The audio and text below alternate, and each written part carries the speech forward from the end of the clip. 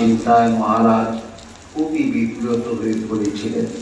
এই সময়কার কিছু কথোপকথন মহারাজের ভক্ত শিষ্য সুরেন রায়ের ভাষায় দেশের বিল সব সময় মতো মেটানো কষ্টকর হতো।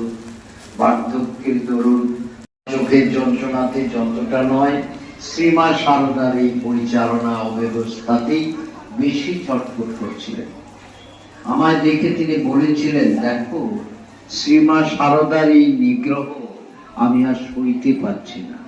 তোমাদের মধ্যে কেউ মায়ের সেবার ভার নিয়ে আমায় নিশ্চিন্ত করে দাও।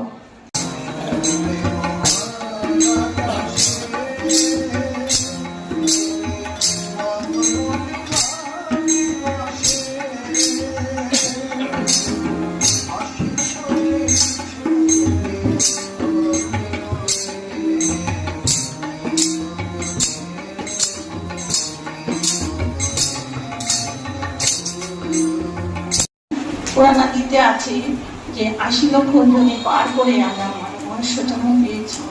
এই মনুষ্য জন্মকে এই জন্মেই আমাকে তার সাক্ষাৎকার করতে হবে, ভগবান দর্শন লাভ করতে হবে। এই হলো মনুষ্যত্ব।